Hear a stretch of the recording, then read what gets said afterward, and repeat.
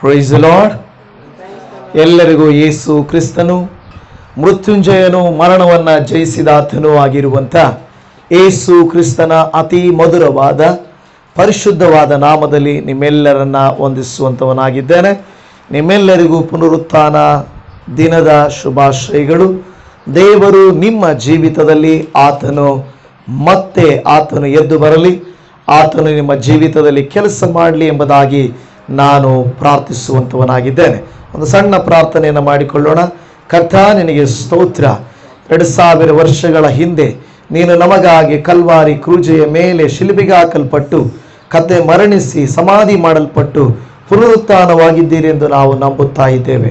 ಅದನ್ನು ಮತ್ತೆ ಇವತ್ತು ನಾವು ಧ್ಯಾನ ಮಾಡಿ ಸಂತೋಷಿಸಿ ನಿಮ್ಮನ್ನು ಸ್ತುತಿಸುವಾಗ ನಮ್ಮೊಟ್ಟಿಗೆ ಮಾತನಾಡ್ರಿ. ಯೇಸುವಿನ ನಾಮದಲ್ಲಿ ತಂದೆಯೇ, ಆಮೆನ್.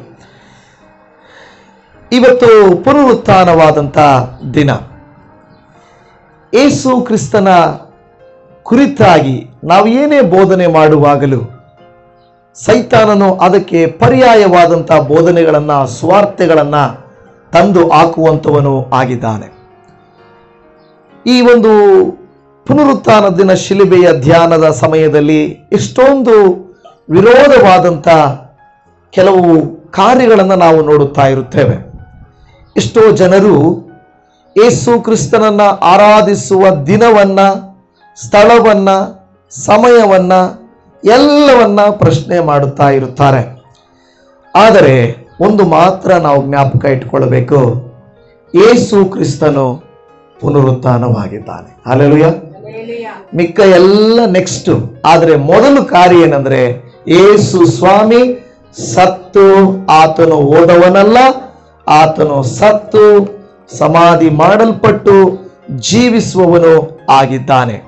ನೀವು ವಾಕ್ಯವನ್ನ ಓದುವುದಾದರೆ ಮತ್ತಾಯನ ಬರೆದ ಸುವಾರ್ತೆ 28ನೇ ಅಧ್ಯಾಯದ ಅದರ 7ನೇ ವಚನವನ್ನ ನೀವು ಓದಿರಿ, ಇಲ್ಲವೇ 6ನೇ ವಚನದಿಂದ ಓದಿರಿ. ಆತನು ಇಲ್ಲಿ ಇಲ್ಲ. ಇನ್ನು ಸ್ವಲ್ಪ ಹಿಂದೆ, ಆತನು ಇಲ್ಲಿ ಇಲ್ಲ, ಆತನು ಇಲ್ಲಿ ಇಲ್ಲ, ತಾನು ಹೇಳಿದಂತೆ ಎದ್ದಿದ್ದಾನೆ. ಬನ್ನಿ, ಆತನು ಮಲಗಿದ್ದ ಸ್ಥಳವನ್ನು ನೋಡಿರಿ ಮತ್ತು ಬೇಗ ಹೋಗಿ ಆತನ ಶಿಷ್ಯರಿಗೆ ಸತ್ತವನು ಬದುಕಿದ್ದಾನೆ ಎಂದು ಹೇಳಿ ಇರ್ಲಿ. ಅಷ್ಟು ಸಾಕು ನಮಗೆ. ಪ್ರಿಯರೇ, ಇಲ್ಲಿ ಹೇಳುತ್ತಿರುವಂತ ಮಾತು, ದೇವದೂತನವರಿಗೆ ಹೇಳ್ತಾ ಇರುವಂತ ಮಾತು, ಬನ್ನಿ ಆತನು ಮಲಗಿದ್ದ ಸ್ಥಳವನ್ನ ನೋಡಿರಿ. ಅಷ್ಟೇ. ಬನ್ನಿ ಆತನು ಮಲಗಿದ್ದ ಸ್ಥಳವನ್ನ ನೋಡಿರಿ. ಆತನು ಮಲಗಿದ್ದು ಅಂದ್ರೆ ಆತನು ಮಲಗಿದ್ದಲ್ಲ, ಆತನನ್ನ ಸಮಾಧಿ ಮಾಡಿದ್ದು. ಆ ಸಮಾಧಿ ಮಾಡಿದಂತ ಸ್ಥಳವನ್ನ ದೇವದೂತನು ಹೇಳ್ತಾ ಇದ್ದಾನೆ, ಬನ್ನಿ ಈ ಸ್ಥಳವನ್ನ, ಆತನು ಮಲಗಿದ್ದ, ಕರ್ತನು ಮಲಗಿದ್ದ ಸ್ಥಳವನ್ನ ನೋಡಿರಿ. ನೀವು ನಾನು ಹೋಗಿ ಯೇಸು ಸ್ವಾಮಿಯ ಸಮಾಧಿಯನ್ನ ನೋಡ್ಲಿಲ್ಲ ಅಲ್ಲ, ಆದರೆ ನೋಡಿದವರೆಲ್ಲ ಏನ್ ಹೇಳ್ತಾ ಇದ್ದಾರೆ? ಇಲ್ಲವೇ ಆ ಒಂದು ಸ್ಥಳದಲ್ಲಿ ಯೇಸುವಿನ ಸಮಾಧಿ ಏನಾಗಿದೆ? ಬರಿದಾಗಿದೆ. ಯೇಸು ಕ್ರಿಸ್ತನ ಸಮಾಧಿಯ ಕಲ್ಲು ತೆರೆಯಲ್ಪಟ್ಟಿದೆ. ಲೋಕದಲ್ಲಿ ಎಷ್ಟೋ ಮೇಧಾವಿಗಳು, ಪಂಡಿತರು, ಉನ್ನತರು, ಏನು ಅನೇಕರು ಏನ್ ಮಾಡ್ತಾರೆ, ನಾವು ಮತ್ತೆ ಏನು ಮನುಷ್ಯ ಅವತಾರವನ್ನು ಎತ್ತಿ ಬಂದಿದ್ದೇವೆ ಎಂದು ಹೇಳುವಂತ ಅನೇಕರ ಸಮಾಧಿಗಳು ಇವತ್ತಿಗೂ ಕೂಡ ಇದಾವ, ಹಾಗೆ ಇದಾವ. ಅವು ಮುಚ್ಚಲ್ಪಟ್ಟಿದ್ದಾವ, ತೆರೆಯಲ್ಪಟ್ಟಿದ್ದಾವ? ತೆರೆದ್ರೆ ಏನಾಗುತ್ತೆ? ಮೂಳೆಗಳು. ಓಕೆ. ತೆರೆದ್ರೆ ಏನಾಗುತ್ತೆ ಅಂದ್ರೆ, ಅಲ್ಲಿ ನಮ್ಗೆ ಗೊತ್ತು, ಸಮಾಧಿ ಮುಚ್ಚಿದ್ರೇನೆ ಚಂದ, ತೆಗೆದ್ರೆ ಅದು ಹೊಲಸು ಅಂತ ಹೇಳ್ತಾರೆ ಅಲ್ವಾ? ಸಮಾಧಿ ಒಳಗಡೆ ಇರುವುದು ಸರಿ ಇಲ್ಲ. ಸಮಾಧಿಯು ಮುಚ್ಚಲ್ಪಟ್ರೇನೆ ಒಳ್ಳೇದು. ಅಲ್ಲಿ ಶವ ಇದ್ರೆ ಮುಚ್ಚಲ್ಪಡ್ಬೇಕು, ಏನು ಇಲ್ಲ ಅಂದ್ರೆ ಏನ್ ಮಾಡೋದು? ಅಲ್ಲಿ ನೋಡ್ತೇವೆ, ಯೇಸು ಕ್ರಿಸ್ತನ ಏನೋ ಒಂದು ಸಮಾಧಿಯು ಇವತ್ತಿಗೂ ಬರಿದಾಗಿದೆ. ಅದರಲ್ಲಿ ಯೇಸು ಸ್ವಾಮಿ ಇಲ್ಲ. ಪ್ರಪಂಚದಲ್ಲಿ ಯಾರ ಸಮಾಧಿಗಳು ಕೂಡ ಏನಾಗಿಲ್ಲ, ತೆರೆಯಲ್ಪಡಲಿಲ್ಲ. ಯೇಸುವಿನ ಸಮಾಧಿ ಮಾತ್ರವೇ ಅದು ಮಾತ್ರ ಸತ್ಯನಾ? ಇವತ್ತು ಅನೇಕರು, ನನಗೆ ಬೆಳಗ್ಗೆನು ಬ್ರದರ್ ಅವರು ಹೇಳ್ತಾ ಇದ್ರು, ಕೆಲವರು ಹೇಳ್ತಾರೆ ಏನಂತ ಹೇಳಿದ್ರು, ಹೇಳ್ತಾರೆ ಏನು ಯೇಸು ಸ್ವಾಮಿ ಮತ್ತಾಯನು ಬರೆದ ಸುವಾರ್ತೆಯಲ್ಲಿ ಒಂದು ರೀತಿ, ಮಾರ್ಕನು ಬರೆದ ಸುವಾರ್ತೆಯಲ್ಲಿ ಒಂದು ರೀತಿ, ಲೂಕಾದಲ್ಲಿ ಒಂದು ರೀತಿ, ಯೋಹಾನದಲ್ಲಿ ಒಂದು ರೀತಿ ಬರೆಯಲ್ಪಟ್ಟಿದೆ ಅಂತ ಕೇಳ್ತಾ ಇದ್ದಾರೆ ಅಂತ ಹೇಳಿದ್ರು. ನಾನು ಹೇಳೋದೇನೆಂದ್ರೆ, ಎಲ್ಲಾ ಸುವಾರ್ತೆಗಳಲ್ಲಿ ಯೇಸುವಿನ ಪುನರುತ್ಥಾನವನ್ನ ಕುರಿತಾಗಿ ಬರೆಯಲ್ಪಟ್ಟಿದೆ ಹೊರತು ಆತನ ಪುನರುತ್ಥಾನ ಆಗಿಲ್ಲ ಎಂದು ಬರೆಯಲ್ಪಡಲಿಲ್ಲ. ಕೆಲವರು ಮುಂದೆ ನೋಡಿದ್ರು, ಕೆಲವರು ಹಿಂದೆ ನೋಡಿದ್ರು ಎಲ್ಲ. ಆದ್ರೆ ಈ ಕಾಲ ಏನಾಗ್ಬಿಟ್ಟಿದೆ ಅಂದ್ರೆ, ಮೊಸರಲ್ಲಿ ಕಲ್ಲೊಡುಕೋದು ಜಾಸ್ತಿ. ನೋಡಿ, ಯೇಸು ಸ್ವಾಮಿಯನ್ನ ನಾವು ಭಾನುವಾರ ಆರಾಧನೆ ಮಾಡ್ತೀವಿ ಅಂದ್ರೆ ಒಪ್ಕೊಳ್ಳಲ್ಲ, ಶನಿವಾರ ಮಾಡ್ತೀವಿ ಅಂದ್ರೆ ಒಪ್ಕೊಳ್ಳಲ್ಲ, ಗುರುವಾರ ಮಾಡ್ತೀವಿ ಅಂದ್ರೆ ಒಪ್ಕೊಳ್ಳಲ್ಲ, ಸೋಮವಾರ ಮಾಡ್ತೀವಿ ಅಂದ್ರೆ ಒಪ್ಕೊಳ್ಳಲ್ಲ. ಎಲ್ಲದಕ್ಕೂ ಒಂದೊಂದು ಸಮಸ್ಯೆ ಹೇಳ್ತಾರೆ. ಇದೇನಿದು, ಸೋಮವಾರ ಆರಾಧನೆ ಮಾಡ್ತೀರಾ, ಏನು ಮಂಗಳವಾರನ, ಏನು ಶನಿವಾರನ, ಏನು ಭಾನುವಾರನ? ನಾನು ಅದಕ್ಕೆ ಹೇಳ್ತೇನೆ, ಯಾವ ದಿನ ಅಂತ ಮುಖ್ಯ ಅಲ್ಲ, ಎಲ್ಲರೂ ಒಟ್ಟಿಗೆ ಸೇರುವ ದಿನ ಒಂದು ದಿನ ಮುಖ್ಯ. ಯೇಸು ಸ್ವಾಮಿ ಹೇಳಿದ್ರೆ, ನನ್ನ ಭಾನುವಾರ ಮಾತ್ರ ಪ್ರಾರ್ಥನೆ ಮಾಡ್ರಿ, ಮಿಕ್ಕಿದ ದಿನ ಪ್ರಾರ್ಥನೆ ಮಾಡಬೇಡ್ರಿ, ಆರಾಧನೆ ಮಾಡಬೇಡ್ರಿ ಅಂತ ಹೇಳಿದ್ರ? ಇಲ್ಲ, ನೀವು ಯಾವ ದಿನ ಬೇಕಾದ್ರೂ ಮಾಡ್ಕೊಳ್ರಿ. ಆದ್ರೆ ಕೆಲವ್ರಿಗೆ ಹೇಗೆ ಗೊತ್ತಾ, ಆಟವನ್ನ ಆಡ್ಬೇಕು ಅಷ್ಟೇ, ಗೆಲ್ಲಬೇಕು ಅಷ್ಟೇ, ಕಪ್ ಮುಖ್ಯ ಅಷ್ಟೇ ಅಲ್ವಾ?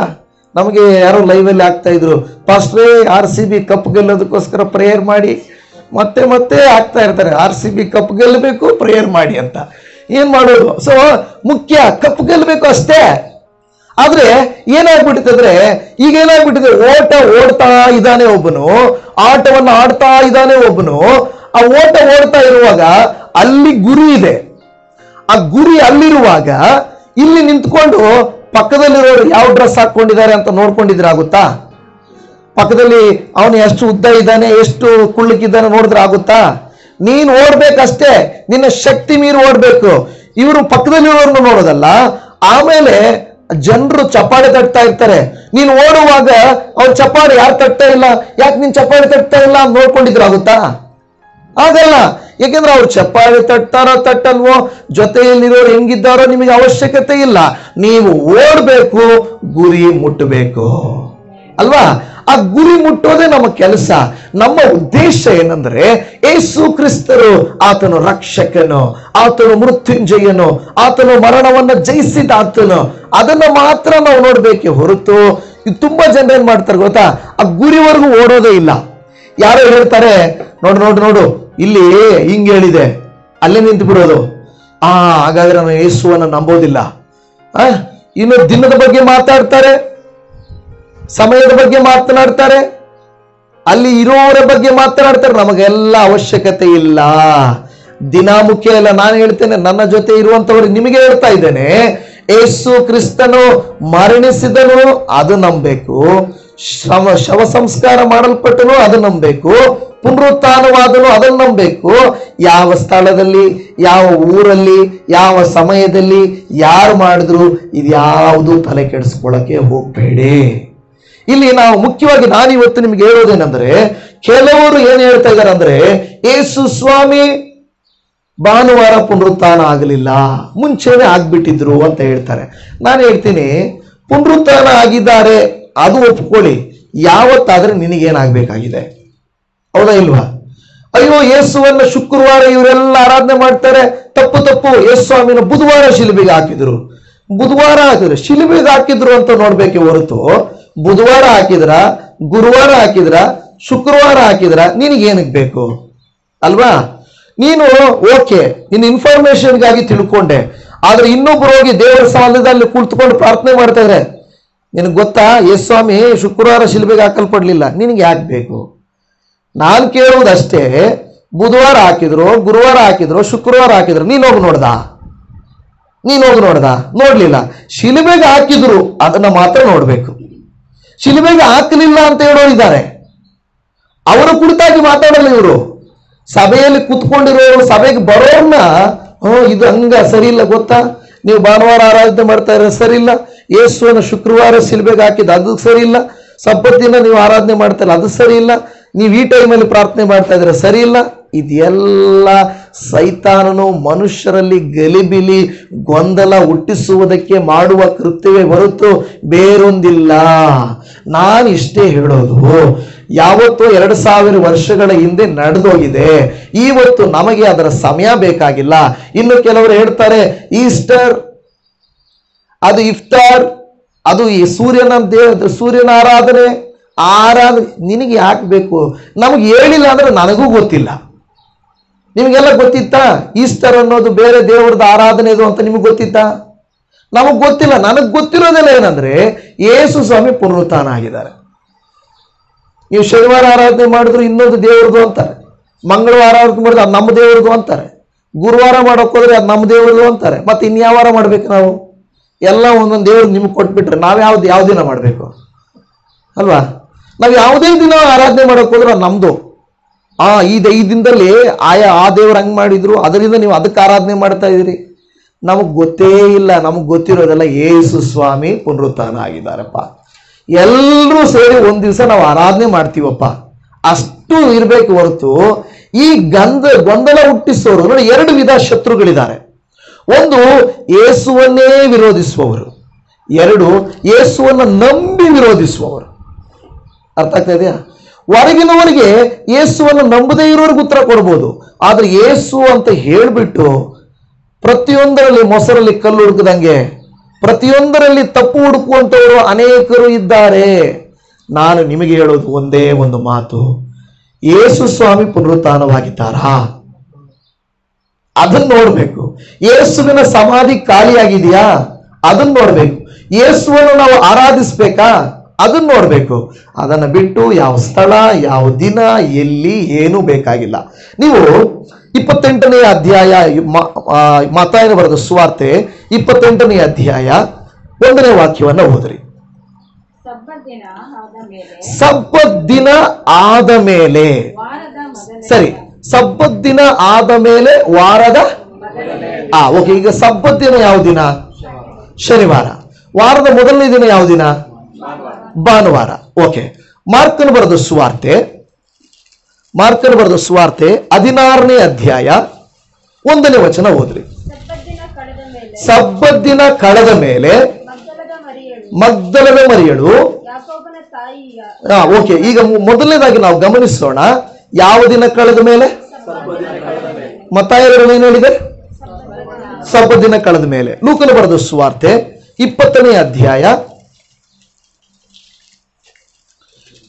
20ನೇ ಅಧ್ಯಾಯದ ಲೂಕ 20 ಅಲ್ಲ 28 ಬರಲ್ಲ ಲೋಕದಲ್ಲಿ. 24ನೇ ಅಧ್ಯಾಯ 1ನೇ ವಚನ. ಆ ಸ್ತ್ರೀಯರು ಸಬ್ಬತ್ ದಿನದಲ್ಲಿ ಧರ್ಮ ನಿಯಮದ ಪ್ರಕಾರ ವಿಶ್ರಮಿಸಿಕೊಂಡು ವಾರನ ಮೊದಲನೇ ದಿವಸ. ಯಾವ ದಿವಸ ಅದು? ಭಾನುವಾರ. ಯೋಹಾನನು ಬರೆದ ಸುವಾರ್ತೆ ಇದರಲ್ಲಿ 20ನೇ ಅಧ್ಯಾಯ ಅಂತ ಅಂದ್ಕೊಳ್ತೇನೆ. ಓಕೆ, ಇದು 20ನೇ ಅಧ್ಯಾಯ. ಯೋಹಾನ 20ನೇ ಅಧ್ಯಾಯ 1ನೇ ವಚನ. ವಾರದ ಮೊದಲನೆಯ ದಿನದಲ್ಲಿ ಸಾಕು. ವಾರದ ಈ 4 ಸುವಾರ್ತೆಗಳಲ್ಲಿ ಏನು ಬರೆದಿದೆ? ಒಂದು ಸುವಾರ್ತೆಯಲ್ಲಿ ಇರ್ತದೆ ಸಬ್ಬತ್ ದಿನ ಕಳೆದ ಮೇಲೆ, ಇನ್ನೊಂದು ಹೇಳ್ತದೆ ಅವರು ಏನ್ ಮಾಡ್ತಾರೆ, ತಮ್ಮ ವಿಶ್ರಮಿಸಿಕೊಂಡು ಆ ನಂತರದ ದಿನ ಅನ್ನುತ್ತೆ. ಇನ್ನೊಂದು ಕಡೆ ಇರುತ್ತದೆ ವಾರದ ಮೊದಲನೇ ದಿನ ಇರುತ್ತೆ. ಎಲ್ಲ ಹೇಳುವುದೇನೆಂದರೆ ನಡೆದ ಘಟನೆ ಒಂದು, ಸಬ್ಬತ್ ದಿನ ಕಳೆದ ಮಾರನೆಯ ದಿನ ವಾರದ ಮೊದಲನೆಯ ದಿನ ನಡೆದಿದೆ. ಸಮಯ ನಮಗೆ 5 ಗಂಟೆನ, 4 ಗಂಟೆನ, 12 ಗಂಟೆ ರಾತ್ರಿನ, 7 ಗಂಟೆನ. ಆದರೆ ಸ್ವಲ್ಪ ನಾವಲ್ಲಿ ಗಮನಿಸುವುದಾದ್ರೆ ಒಂದು ಮಾತ್ರ ನಮಗೆ ಅರ್ಥ ಆಗುತ್ತೆ, ಇನ್ನೂ ಮೊಬ್ಬಿರುವಾಗ. ಹೌದಲ್ವಾ? ಹೌದಾ ಇಲ್ವಾ? ನೀವು ಲೂಕನ ಬರೆದ ಸುವಾರ್ತೆ, ಮತ್ತಾಯನ ಬರೆದ ಸುವಾರ್ತೆ ವಾಪಸ್ ಬರೋಣ. ಅಲ್ಲಿ ಹೇಳ್ತದೆ, ಓದ್ರಿ 1ನೇ ವಚನ ಮತ್ತೊಂದು ಸರಿ.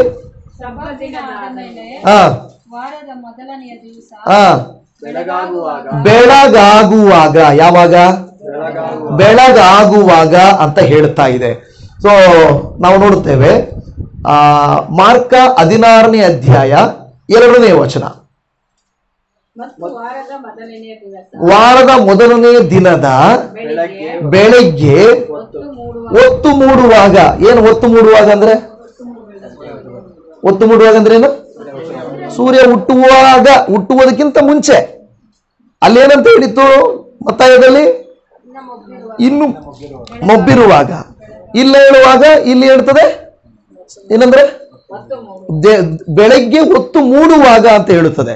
ಸೊ ಈ ಒಂದು ಲೂಕದಲ್ಲಿ ಕೂಡ ಏನು ಹೇಳ್ತದೆ? 24ನೇ ಅಧ್ಯಾಯದಲ್ಲಿ ವಾರದ ಮೊದಲನೇ ದಿವಸದಲ್ಲಿ ಇನ್ನೂ ಮೊಬ್ಬಿರುವಾಗ ಅಂತ ಹೇಳ್ತದೆ. ಸೊ ಯೋಹಾನದಲ್ಲಿ ಏನು ಹೇಳ್ತದೆ? 20ನೇ ಅಧ್ಯಾಯದಲ್ಲಿ ಮುಂಜಾನೆ ಇನ್ನೂ ಕತ್ತಲೆ ಇರುವಾಗ. ಗಮನಿಸಿದ್ರ? ನೋಡಿ, ವಾರದ ಮೊದಲನೇ ದಿವಸ ಟೈಮ್ ಏನಾಗಿದೆ? ಬೆಳಿಗ್ಗೆ ಇನ್ನೂ ಮೊಬ್ಬಿದೆ. ಪದಗಳು ಬೇರೆ ಉಪಯೋಗಿಸ್ಬೋದಪ್ಪ. ಬೆಳಿಗ್ಗೆ ಅಂತ ಹೇಳಿದಾಗ ಯಾವ ಬೆಳಿಗ್ಗೆ? ಇನ್ನೂ ಮೊಬ್ಬಿರುವಾಗ, ಇನ್ನೂ ಕತ್ತಲೆ ಇರುವಾಗ, ಸೂರ್ಯನು ಏನು ಹುಟ್ಟುವುದಕ್ಕಿಂತ ಉದಯಿಸುವುದಕ್ಕಿಂತ ಮುಂಚೆ. ಏನೇ ಆದ್ರೂ ಆ ಟೈಮ್ ಕರೆಕ್ಟ್ ಆಗಿ ಇವಾಗಿನ ತರ ಕ್ಲಾಕ್ ನೋಡ್ಕೊಂಡು ನಿಮ್ಮ ಮಗು 11:58 ಹುಟ್ಟಿದೆ, ಹಂಗಾದ್ರೆ ಏನ್ ಮಾಡೋಣ? ಈ ದಿನಕ್ಕೆ ಹಾಕೋಣ, ಆ ದಿನಕ್ಕೆ ಹಾಕೋಣ ಅಲ್ವಾ? ಮಗು ಹುಟ್ಟಿದೆ 58 ನಿಮಿಷ ರಾತ್ರಿ, ಮಧ್ಯರಾತ್ರಿ. ನಮ್ಗೆ ಯೋಚನೆ ಮಾಡ್ತಾರೆ ಪೇರೆಂಟ್ಸು, ಡಾಕ್ಟರ್ ಒಂದು 4 ನಿಮಿಷ ಆ ಕಡೆ ಹಾಕಿ ನೆಕ್ಸ್ಟ್ ಡೇಗೆ ಹಾಕ್ರಿ. ಯಾವತ್ತು? ಹೇಗಾದ್ರೆ ಇವತ್ತು ಮಂಗಳವಾರ ಹುಟ್ಟಿದ್ರೆ ಚೆನ್ನಾಗಿರಲ್ಲ. ಸೊ ಬುಧವಾರಕ್ಕೆ ಹಾಕ್ಬಿಡಿ. ಶನಿವಾರ ಒಳ್ಳೆ ದಿನ ಅಲ್ಲ, ಸ್ವಲ್ಪ ಆ ಕಡೆ ಹಾಕಿ ಭಾನುವಾರಕ್ಕೆ ಹಾಕ್ಬಿಡಿ. ಅಂದ್ರೆ ಇವಾಗ ನಿಮಗೆ ಟೈಮ್ ನೋಡ್ಕೊಳಕೈತೆ, ಕ್ಲಾಕ್ಗಳಿದೆ, ಸೆಕೆಂಡು ಇದೆ. ಆವಾಗ ಅವ್ರು ಹೇಗೆ ಹೇಳ್ತಾ ಇದ್ರು?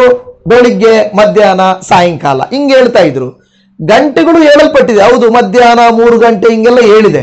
ಸೆಕೆಂಡ್ಗಳು, ನಿಮಿಷಗಳು ನಾವಲ್ಲಿ ಹೇಳಲಿಕ್ಕೆ ಸಾಧ್ಯ ಇಲ್ಲ. ಆದ್ರೆ ನಾನು ಹೇಳುವುದೇನೆಂದ್ರೆ, ಬೈಬಲ್ ಅಲ್ಲಿ ನಿಖರತೆ ಇದೆ. 4 ಸುವಾರ್ತೆಗಳಲ್ಲಿ ಹೇಳಿದೆ. ಆದರೆ ಕೆಲವು ಘಟನೆಗಳೇನಿದೆ, ಕೆಲವು ಸಾರಿ ಆಕೆ ಮಾತ್ರ ಬಂದ್ಲು, ಅವರೆಲ್ಲರೂ ಬಂದ್ರು. ಆಕೆ ಹೋಗಿ ಪೇತ್ರನಿಗೆ ಹೇಳಿದ್ರು, ಪೇತ್ರನು ಬಂದ್ರು. ಇದೆಲ್ಲವನ್ನ ಬಿಡ್ರಿ. ಆದ್ರೆ ಯಾರ್ಯಾರು ಬಂದ್ರು ದೇವರ ವಾಕ್ಯ ಹೇಳುತ್ತದೆ, ಆತನು ವಿಧ ವಿಧವಾಗಿ ಬೇರೆಯವರಿಗೆ ಬೇರೆ ಬೇರೆ ಸಮಯದಲ್ಲಿ ಕಾಣಿಸ್ಕೊಂಡು ಅಂತ ಬೈಬಲ್ ಹೇಳುತ್ತೆ. ಹೌದಾ ಇಲ್ವಾ? ಆತನು ಅನೇಕರಿಗೆ ಕಾಣಿಸ್ಕೊಂಡು ಅನ್ನೋ ಪದದ ಅರ್ಥ ಏನು? ಆತನು ಅನೇಕರಿಗೆ ಕಾಣಿಸಿಕೊಂಡನು ಅನ್ನೋದರ ಪದರ ಅರ್ಥ ಏನು? ಎಲ್ಲರಿಗೂ ಒಂದೇ ಸರಿ ಕಾಣಿಸ್ಕೊಂಡು ಅಂತ ಅಲ್ಲ. ಈಕೆ ಹೋದಾಗ ಈತಕ್ಕೆ ಕಾಣಿಸ್ಕೊಂಡು, ಅವರು ಎಲ್ಲ ಒಟ್ಟಿಗೆ ಹೋದಾಗ ಕಾಣಿಸ್ಕೊಂಡ್ರು. ಒಬ್ಬೊಬ್ಬರು ಚೆದರಿ ಹೋಗಿದ್ದಾರೆ ಸುವಾರ್ತೆಯನ್ನು ಬರೆಯುವಾಗ. ಈಗ ಮುಖ್ಯವಾಗಿರುವಂತ ವಿಚಾರ ಏನಂದ್ರೆ, ಅಲ್ಲಿ ಹೋದಾಗ ಏನಾಗಿದೆ? ಕಲ್ಲು ಉರುಳಿಸಲ್ಪಟ್ಟಿದೆ. ಏನಾಗಿದೆ? ಕಲ್ಲೇನಾಗಿದೆ? ಅಲ್ಲಿ ನಾವು ನೋಡುತ್ತೇವೆ, ಮತ್ತಾಯನು ಬರೆದ ಸುವಾರ್ತೆ 28ನೇ ಅಧ್ಯಾಯ 2ನೇ ವಚನ.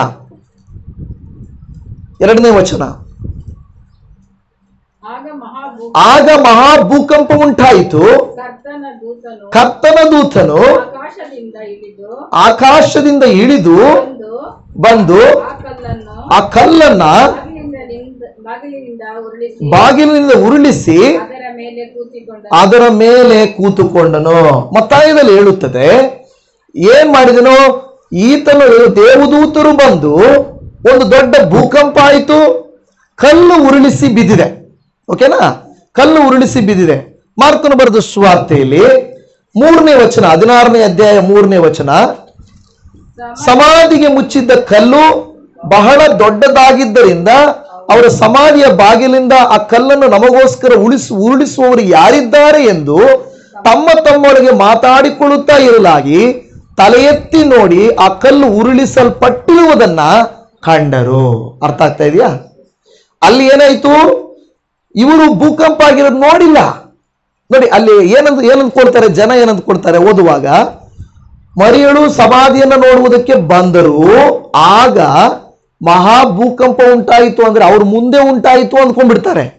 ಅದಲ್ಲ, ಭೂಕಂಪ ಆಲ್ರೆಡಿ ಉಂಟಾಗಿ ಏನಾಗಿದೆ? ಇಲ್ಲಿ ಕಲ್ಲು ಉರುಳಿಸಲ್ಪಟ್ಟಿರುವುದನ್ನ ನಾವು, ಸಮಾಧಿಗೆ ಮುಚ್ಚಿದ ಕಲ್ಲು ಬಾಗಿಲಿನಿಂದ ತೆಗೆದಿರುವುದನ್ನ ನೋಡ್ತಾ ಇದ್ದೇವೆ. ಇಲ್ಲಿ ನಾನು ಹೇಳುವಂತ ವಿಷಯ ಏನಂದ್ರೆ, ಅವ್ರು ನೋಡಿದ್ರೋ ನೋಡ್ಲಿಲ್ಲ ನಮಗ್ ಗೊತ್ತಿಲ್ಲ. ನಾವು ನೋಡಿದ್ವಿ ಭೂಕಂಪ ಆಗೋದು, ಕಲ್ಲು ಉರುಳಿಸಲ್ಪಟ್ಟಿರೋದು ಅಂತ ಹೇಳ್ತಾ ಇಲ್ಲ. ಅದು ಅದರಲ್ಲಿ ನೋಡುವಾಗ ವಿಷಯ ಏನ್ ಬೇಕು ನಮಗೆ? ಕಲ್ಲು ಉರುಳಿಸಲ್ಪಟ್ಟಿರೋದು ಬೇಕು, ಹೌದಾ ಇಲ್ವಾ? ಸಮಾಧಿಯ ಕಲ್ಲು ತೆಗೆಯಲ್ಪಟ್ಟಿದೆ, ಅದು ಮುಖ್ಯ. ಸಮಾಧಿಯ ಕಲ್ಲು ತೆಗೆಯಲ್ಪಟ್ಟಿರುವುದು ಬಹಳ ಮುಖ್ಯ. ದೊಡ್ಡದಾದ ಕಲ್ಲು ಆ ಬಾಗಿಲಿನಿಂದ ತೆಗೆದಿರುವುದನ್ನ ನೋಡುವುದನ್ನ ನಾವು ನೋಡುತ್ತಾ ಇದ್ದೇವೆ. ಅಲ್ಲಿ ದೇವದೂತರು ಇರುವುದನ್ನು ನಾವು ನೋಡ್ತಾ ಇದ್ದೇವೆ, ಹೌದಲ್ವಾ? ಮತ್ತಾಯದಲ್ಲಿ ನಾವು ನೋಡುತ್ತೇವೆ, ಭೂಕಂಪ ಆದಾಗ ದೇವದೂತರು ಬಂದರು, ಕಲ್ಲು ಉರುಳಿಸಿದ್ರು ಅಂತ. ಮಾರ್ಕದಲ್ಲಿ ನಾವು ನೋಡುತ್ತಾ ಇದ್ದೇವೆ, ಅಲ್ಲಿ ಸಮಾಧಿಯ ಕಲ್ಲನ್ನು ಯಾರು ಉರುಳಿಸಿದ್ರು? 5ನೇ ವಚನ, ಅವರು ಸಮಾಧಿಯೊಳಕ್ಕೆ ಹೋಗಿ ಒಬ್ಬ ಯವ್ವನಸ್ಥನು ಬಿಳಿ ಅಂಗಿಯನ್ನು ತೊಟ್ಟುಕೊಂಡು ಬಲಗಡೆ ಕೂತಿರುವುದನ್ನ ಕಂಡ್ರು. ಯಾರು ಹಂಗಾದ್ರೆ ಬಲವ ಯವ್ವನಸ್ಥನು? ದೇವದೂತನು. ಹಾಗಾದ್ರೆ ಮತ್ತಾಯದಲ್ಲಿ ನಾವು ನೋಡುತ್ತೇವೆ, ಕಲ್ಲು ಉರುಳಿಸಲ್ಪಟ್ಟಿರುವುದನ್ನ ಅಲ್ಲಿ ನೋಡ್ತಾ ಇದ್ದೇವೆ. ಅಲ್ಲಿ ಯಾರಿರುವುದನ್ನು ನೋಡ್ತಾ ಇದ್ದೇವೆ? ದೇವದೂತನಿರುವುದನ್ನ ನಾವು ಅಲ್ಲಿ ನೋಡ್ತಾ ಇದ್ದೇವೆ. ಸೊ ಈಗ ಲೂಕನ ಸುವಾರ್ತೆಗೆ ಬರೋಣ. 2ನೇ ವಚನ, 24ನೇ ಅಧ್ಯಾಯ, ಲೂಕ 2ನೇ ವಚನ. ಸಮಾಧಿಗೆ ಮುಚ್ಚಿದ ಕಲ್ಲು ಅಲ್ಲಿಂದ ಉರುಳಿಸಲ್ಪಟ್ಟಿರುವುದನ್ನ ಕಂಡು. ಗಮನಿಸಿದ ಇರಿ, ಸಾಕು ನೋಡಿ. ಗಮನಿಸಿದ್ರೆ ಮೊದಲನೇದು ಸಬ್ಬತ್ ದಿನ, 2ನೇದು ಅಲ್ಲಿ ನಾವು ನೋಡಿದೆವು ಇನ್ನೂ ಮೊಬ್ಬಿರುವಾಗ, 3ನೇದು ಕಲ್ಲು ಉರುಳಿಸಲ್ಪಟ್ಟಿರೋದನ್ನು ನೋಡ್ತಾ ಇದ್ದೇವೆ. 3 ಸುವಾರ್ತೆಗಳಲ್ಲಿ, ಯೋಹಾನದಲ್ಲಿ ಕೂಡ ಅದೇ ರೀತಿಯಾಗಿದೆ. ಇದು ನಮಗೆ ಬೇಕಾಗಿರೋದೇನಂದ್ರೆ, ಈಗಲೂ ಇರುವ ಆ ಸಮಾಧಿ ಹತ್ರ ಏನ್ ನಡೀತು, ಹೌದಾ ಇಲ್ವಾ? ಇದು ಕಥೆನ ಇದು ಸತ್ಯನ? ಯೇಸುವಿನ ಸಮಾಧಿ ಇದೆಯಾ? ಇದೆ. ಇನ್ನು ಯೆರೂಸಲೇಮಿಗೆಲ್ಲ ಹೋಗಿ ಅನೇಕರು ನೋಡಿ ಆತನ ವಿಡಿಯೋಗಳನ್ನು ಮಾಡ್ತಾ ಇರ್ತಾರೆ. ನಾವು ಹೋಗ್ಲಿಲ್ಲ, ನಾವು ನೋಡ್ಲಿಲ್ಲ, ಆದರೆ ಅದು ಸುಳ್ಳಲ್ಲ, ಅದು ಸತ್ಯ. ಅದು ಈಗಲೂ ಇದೆ ಸಮಾಧಿ. ಆ ಸಮಾಧಿಯು ತೆರೆಯಲ್ಪಟ್ಟಿರೋದು ನೋಡುವಾಗ ನಮಗೆ ಬೇಕಾಗಿರುವುದು, ಗಮನಿಸಿರಿ, ಮನುಷ್ಯರ ಮಾತುಗಳಲ್ಲ. ನಮಗೆ ಬೇಕಾಗಿರುವುದು ಯೇಸು ಸ್ವಾಮಿ, ಯೇಸುವಿನ ಸಮಾಧಿ ಅಷ್ಟೇ. ನಂಬಿಕೆಯನ್ನ ಸಡಿಲಗೊಳಿಸುವ, ನಮಗೆ ವಿರೋಧಪಡಿಸುವ ಅನೇಕ ಕಾರ್ಯಗಳು ನಮಗಾಗಿ ನಡೀತಾ ಇರ್ತವೆ. ನಮಗೆ ಬೇಕಾಗಿರೋದು ಯೇಸುವಿನ ಮೇಲೆ ನಂಬಿಕೆ ಅಷ್ಟೇ. ಅನೇಕರು ನಮ್ಮ ನಂಬಿಕೆಯನ್ನ ಸಡಿಲ ಮಾಡಕ್ಕೆ ನೋಡ್ತಾರೆ. ಇನ್ನು ನಾನು ಮುಂದಕ್ಕೆ ನಿಮಗೆ ತಿಳಿಸ್ತೇನೆ. ಸ್ವಲ್ಪ ಒಂದು ಯೋಹಾನದಲ್ಲಿ ಕೂಡ ನೋಡಿಕೊಳ್ಳೋಣ. ಯೋಹಾನ 20ನೇ ಅಧ್ಯಾಯ 1ನೇ ವಾಕ್ಯ, ಮುಂದೆ ಹೋದ್ರೆ, ಸಮಾಧಿಯ ಬಳಿಗೆ ಬಂದು ಸಮಾಧಿಯ ಕಲ್ಲು ಅಲ್ಲಿಂದ ತೆಗೆದಿರುವುದನ್ನು ಕಂಡಳು. ಸಮಾಧಿಯ ಕಲ್ಲು ಅಲ್ಲಿಂದ ತೆಗೆದಿರುವುದನ್ನ ಗಮನಿಸಿದ್ರ? 4 ಸುವಾರ್ತೆಗಳಲ್ಲಿ ಇದೆಯಾ ಇಲ್ವಾ? ಸಬ್ಬತ್ ದಿನ ಇದೆಯಾ 4 ಸುವಾರ್ತೆಯಲ್ಲಿ? ಇನ್ನು ಮೊಬ್ಬಿರುವಾಗ ಇದೆಯಾ? ಕಲ್ಲು ಉರುಳಿಸಲ್ಪಟ್ಟಿರೋದು ಇದೆಯಾ? ಯಾಕೆ ಕನ್ಫ್ಯೂಷನ್? ಆದ್ರೆ ಇಲ್ಲಿ ಕನ್ಫ್ಯೂಷನ್ ಏನಂದ್ರೆ, ಮರಿಯಳು ಒಬ್ಬಳೇ ಬಂದ್ಲಾ, ಗುಂಪಾಗಿ ಬಂದ್ರ, ಮೊದಲು ಪೇತರು ಬಂದನ? ಇದನ್ನ ನಾವು ಕನ್ಫ್ಯೂಸ್ ಆಗೋದು. ಬೈಬಲ್ ಅಲ್ಲಿ ಹೇಳ್ತದೆ, ಮೊದಲು ಪೇತ್ರನು ಬರಲೇ ಇಲ್ಲ. ಮೊದಲು ಯಾರಿಗೆ ಕಾಣಿಸ್ಕೊಂಡಿದ್ದು? ಮಗ್ದಲದ ಮರಿಯಳಿಗೆ ಅಂತ ಹೇಳ್ತಾರೆ. ಒಬ್ಳೇ ಓದ್ಲಾ? ಒಂದು ಸ್ವಾರ್ಥದಲ್ಲಿ ಹೇಳ್ತಾರೆ ಆಕೆ ಮಾತ್ರ ಓದ್ಲು ಅಂತ, ಮರಿಯಳ ಬಗ್ಗೆ ಮಾತ್ರ ಬರೆಯಲ್ಪಟ್ಟಿದೆ. ಆದ್ರೆ ಬೇರೆ ಸುವಾರ್ತೆಯಲ್ಲಿ ಹೇಳ್ತದೆ, ಮಗ್ದಲದ ಮರಿಯಳು, ತಾಯಿ ಮರಿಯಳು, ಯಾಕೋಬನ ತಾಯಿ ಮರಿಯಳು ಎಲ್ಲರೂ ಹೋಗಿದ್ರು. ಒಂದು ಹೋದ್ರೆ ಹೆಂಗಸರು ಯಾರಾದ್ರೂ ಬೆಳಿಗ್ಗೆನೆ ಸಮಾಧಿ ಹತ್ರ ಒಬ್ಬರೇ ಹೋಗ್ತೀರಾ? ಹೆಂಗಸರು ಹೋಗಕ್ಕಾಗ್ತದ? ಧೈರ್ಯ ಇದೆಯಾ? ಇಲ್ಲ. ಒಂದು ಅಟ್ಲೀಸ್ಟ್ ಒಂದು 2-3 ಇರ್ತಾರೆ. ಅದ್ರ ಬರೆಯುವಾಗ ಯಾರಿಗೆ ಕಾಣಿಸ್ಕೊಂಡ್ರು ಆಕೆ ಹೇಳಿರ್ಬೋದು, ಮಗ್ದಲದ ಮರಿಯಳು ನಾನ್ ಫಸ್ಟ್ ನೋಡಿದ್ದು ಅಂತ ಹೇಳಿರ್ಬೋದು. ಯಾಕಂದ್ರೆ ಶಿಷ್ಯರಲ್ಲಿ ನಿಂತ್ಕೊಂಡಿಲ್ಲ ಬರೆಯಕ್ಕೆ. ಇವಾಗ ವೆಯ್ಟ್, ಇವಾಗ ಯಾರು ಬರ್ತಾರೆ ಅಂತ ಬರೆಯಕ್ಕೆ ಶಿಷ್ಯರಲ್ಲಿ ಇದ್ರ? ಇಲ್ಲ. ಅವ್ರು ಕೇಳಿಸ್ಕೊಂಡ್ರು, ಏನಮ್ಮ ಮರಿಯಳೆ ಯಾರ್ಯಾರು ಹೋಗಿದ್ರಿ? ಇಲ್ವೇ ಮರಿಯಳು ಮಾತ್ರ ಹೋಗಿ ಹೇಳ್ಬೋದು, ನಾನು ಯೇಸುವನ್ನು ಕಂಡೆ, ನನಗೆ ಫಸ್ಟ್ ಕಾಣಿಸ್ಕೊಂಡ್ರು ಅಂತ ಹೇಳಿರ್ಬೋದು. ನನ್ನ ಜೊತೆ ಅವರೆಲ್ಲ ಇರ್ಲಿಲ್ಲ ಅಂತ ಹೇಳಿಲ್ಲ ಆಕೆ. ಇವಾಗ ಯಾರಾದ್ರೂ ಹೇಳಿದ್ರೆ, ನೀವು ಬಂದಿದ್ದೀರಾ ಚರ್ಚ್ಗೆ ಅಂದ್ರೆ, ಚರ್ಚ್ಗೆ ಬಂದಿದ್ದೆ ನಾನು ಅಂತೀರಾ? ಇನ್ಯಾರು ಬಂದಿರ್ಲಿಲ್ಲ, ನಾನು ಬಂದಿದ್ದೆ ಅಂತ ಹೇಳ್ತೀರಾ? ಹಂಗೆ ಹೇಳಲ್ಲ, ನಾನು ಬಂದಿದ್ದೆ ಅಂತ ಹೇಳ್ತೀರಾ. ಒಂದು ಕಡೆಯಲ್ಲಿ ಆಕೆ ಮಾತ್ರ ಬಂದಿರಬಹುದು, ಆದರೆ ಬೇರೆ ಸುವಾರ್ತೆಗಳಲ್ಲಿ ಹೇಳುತ್ತದೆ ಮಗ್ದಲದ ಮರಿಯಳು, ತಾಯಿ ಮರಿಯಳು, ಯಾಕೋಬನ ತಾಯಿ ಮರಿಯಳು ಅವರ ಜೊತೆ ಸೇರಿ ಅವರು ಬಂದ್ರು. ಯಾಕೆಂದ್ರೆ ಅದೊಂದು ಅವರ ಒಂದು ಶಾಸ್ತ್ರ ಇದಾಗಿತ್ತು. ಬಂದು ಅಲ್ಲಿ ಸಮಾಧಿ ಹತ್ರ ಏನ್ ಮಾಡ್ಬೇಕು, ಶವಕ್ಕೆ ಅವರು ಏನು ಸುಗಂಧ ದ್ರವ್ಯಗಳನ್ನು ಹಚ್ಚಬೇಕೆಂದು ಬಂದಿದ್ರು. ಇವತ್ತು ನಾನು ಹೇಳುವಂತ ವಿಚಾರ ಏನಂದ್ರೆ, ಯೇಸುವಿನ ಕುರಿತಾಗಿ, ಯೇಸುವಿನ ಪುನರುತ್ಥಾನದ ಕುರಿತಾಗಿ ಅನೇಕರು ಅಡ್ಡಿಗಳನ್ನ, ಅನುಮಾನಗಳನ್ನ, ಸುಳ್ಳುಗಳನ್ನ ಬಿತ್ತುತ್ತಾ ಇದ್ದಾರೆ. ಅವ್ರು ಯಾರೋ ಅಲ್ಲ, ದೇವರ ಮಕ್ಕಳೇ. ಯಾರೋ ಅಲ್ಲ, ದೇವರ ಮಕ್ಕಳೇ. ಅವ್ರಿಗೇನು ಲಾಭ ಅಂದ್ರೆ, ಪಾಸ್ಟರ್ ರಮೇಶ್ ನಾನು ಬೋಧಿಸಿದ ಬೋಧನೆನೇ ಕರೆಕ್ಟು ಅಂತ ಲೋಕಕ್ಕೆ ಗೊತ್ತಾಗಬೇಕು, ಮಿಕ್ಕಿದವರು ಎಲ್ಲರೂ ಸುಳ್ಳು. ನಾನು ಹೇಳ್ತೇನೆ, ನೀನು ನಾನು ನಾನು ನೀನು ಅಂತ ಕಿತ್ತಾಡ್ಕೊಂಡ್ರೆ ಒಟ್ಟಿಗೆ ಹೋಗಕ್ಕೆ ಆಗಲ್ಲ. ಅದಕ್ಕೆ ಎಲ್ಲ ಸಭೆಗಳವರು ಸೇರಿ, ನೀನು ಶುಕ್ರವಾರ ಆರಾಧನೆ ಮಾಡೋದು ಬೇಡ, ನಾನು ಶನಿವಾರ ಆರಾಧನೆ ಮಾಡೋದು ಬೇಡ, ಭಾನುವಾರ ಆರಾಧನೆ ಮಾಡೋದು ಬೇಡ, ಅಪ್ಪ ಎಲ್ಲರೂ ಮೆಜಾರಿಟಿ ತಗೊಳ್ಳೋಣ.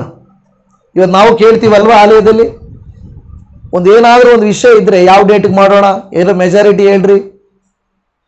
ಪ್ರಾರ್ಥನೆ ಯಾವ ರೀತಿ ನಡೆಸೋಣ, ಮೆಜಾರಿಟಿ ಹೇಳ್ರಿ. ಕೆಲವರು ಅದರಲ್ಲಿ ಏನು ಮಾಡ್ತಾರೆ, ಒಪ್ಕೊಳ್ಳಲ್ಲ. ಇಲ್ಲ ಅಷ್ಟೇ, ನನಗೆ ರಜಾ ಇಲ್ಲ ಅವತ್ತು, ನಾನು ಬರೋಕ್ಕಾಗಲ್ಲ ಅಂತೇಳಿ ಒಪ್ಕೊಳ್ಳಲ್ಲ. ಆದರೆ ನಾವೇನು ತೀರ್ಮಾನ ಮಾಡಬೇಕು, ಮೆಜಾರಿಟಿ ಎಷ್ಟು ಜನ ಇರ್ತೀರೋ ಅವರ ಪರವಾಗಿ ಮಾಡಬೇಕು. ಸರಿ, ಎಲ್ಲರೂ ಸೇರಿ ಯೇಸು ಸ್ವಾಮಿ ಪುನರುತ್ಥಾನ ಆಗಿದ್ದ ದಿನ ನಾವು ಆರಾಧನೆ ಮಾಡೋಣ ಅಂತ ಹೇಳಿದ್ರೆ ಆ ದಿನ ನಾವು ಆರಾಧನೆ ಮಾಡ್ತೇವೆ. ಆದರೆ ಅದಕ್ಕೆ ವಿರೋಧ ಮಾಡೋರಿರ್ತಾರೆ, ಪ್ರಶ್ನೆ ಮಾಡೋರಿರ್ತಾರೆ, ಸಮಸ್ಯೆ ಮಾಡೋರಿರ್ತಾರೆ. ಈಗ ಯೇಸುವನ್ನು ಆರಾಧಿಸಿದ್ರೆ ಸೂರ್ಯನನ್ನು ಆರಾಧಿಸಿದಾಗ ಕೆಲವರು ಅದನ್ನು ಎತ್ತಿ ತೋರಿಸ್ತಾ ಇದ್ದಾರೆ. ತುಂಬ ಜನ ಈಸ್ಟರ್ ಅಂದರೆ ಯೇಸುವಿನ ಆರಾಧನೆ ಅಲ್ಲ, ಅದು ಆ ದೇಶದಲ್ಲಿ ಈ ದೇಶದಲ್ಲಿ ಸೂರ್ಯನ ಆರಾಧನೆ, ಐಶ್ವರ್ಯ ಆರಾಧನೆ, ಇಫ್ತಾರ್ ಆರಾಧನೆ. ನಮಗೆ ಅದೆಲ್ಲ ಗೊತ್ತೇ ಇಲ್ಲಪ್ಪ. ನಮ್ಮೂರಲ್ಲಿ ಹಳ್ಳಿಯಲ್ಲಿರೋ ನಮಗೆ ಯಾವ ದೇಶದಲ್ಲಿ ಏನು ನಡೆದ್ರೆ ನಮಗೇನಾಗಬೇಕಾಗೈತೆ, ಯೇಸುವನ್ನು ಆರಾಧಿಸ್ಬೇಕು ಅಷ್ಟೇ. ಅದು ನಾನು ಯಾವ ದಿನ ಆರಾಧನೆ ಮಾಡಿದ್ರು ನೀವು ಬಂದು ಹೇಳ್ತೀರಾ ಈ ದಿನ ಆರಾಧನೆ ಮಾಡಬೇಡ್ರಿ ಅಂತ ಹೇಳಿ. ಅದರಿಂದ ನಾವು ಬೈಬಲನ್ನು ನೋಡಬೇಕು, ಯೇಸುವನ್ನು ಆರಾಧಿಸ್ಬೇಕು. ಇವತ್ತು ನಮಗೆ ಒಂದೇ ಒಂದು, ನಾನು ಅದಕ್ಕೆ ಪ್ರಾರಂಭದಲ್ಲಿ ನಾನು ಮತ್ತಾಯದಲ್ಲಿ ನಿಮಗೆ ಹೇಳಿದೆ, ದೇವರ ವಾಕ್ಯ ನಮಗೆ ಹೇಳೋದೇನೆಂದರೆ ಇಷ್ಟೇ, ಬನ್ನಿ ಏನ್ ಮಾಡ್ರಿ, ಬನ್ನಿ ಆತನು ಮಲಗಿದ್ದ ಸ್ಥಳವನ್ನ ನೋಡಿ. ಏನಂತ ಹೇಳ್ತಾ ಇದೆ, ಆ ಸ್ಥಳ ನೋಡಿದಾಗ ನಿಮ್ಗೆ ಏನ್ ಅನ್ಸುತ್ತೆ, ಅಷ್ಟೇ ಬೇಕಾಗಿರೋದು. ಆ ಸ್ಥಳ ನೋಡಿದಾಗ ಏನಿರ್ತದೆ, ಇದೇ ಸ್ಥಳದಲ್ಲಿ ಯೇಸುವನ್ನ ಸಮಾಧಿ ಮಾಡಿದ್ದು, ಇದೇ ಸ್ಥಳವು ಖಾಲಿ ಇದೆ, ಆತನು ಇಲ್ಲ. ಅದರರ್ಥ ಆತನು ಏನಾಗಿದ್ದಾನೆ, ಎದ್ದಿದ್ದಾನೆ ಅಷ್ಟೇ. ನಮಗ್ ಬೇಕಾಗಿರೋದು ಅದೇ ಪ್ರೂಫ್, ಕತೆ ಅಲ್ಲ. ಕತೆ ಆದ್ರೆ ನಾವು ಎಷ್ಟು ಒಳ್ಳೆ ಕತೆಗಳು ಬೇಕಾದ್ರೂ ಹೇಳ್ಬೋದು, ಆದರೆ ಪ್ರೂಫ್ ನಾವಿವತ್ತು ಏನು, ನಾನು ಹುಟ್ಟಿದಾಗ ನಾನು ಯೇಸುಸ್ವಾಮಿ ನಂಬದಾಗ ಎತ್ಕೊಂಡೋಗಿ ಸಮಾಧಿನ ಇಟ್ಟ, ಇಲ್ಲ ಯಾರಾದರೂ ಯೇಸುಸ್ವಾಮಿ ನಂಬದಾಗ ಎತ್ಕೊಂಡೋಗಿ ಸಮಾಧಿನ ಏರ್ಪಡಿಸಿದ್ರ? ಇಲ್ಲ. ಆ ಸಮಾಧಿ ಆ ದಿನದಿಂದಲೇ ಅಲ್ಲಿದೆ.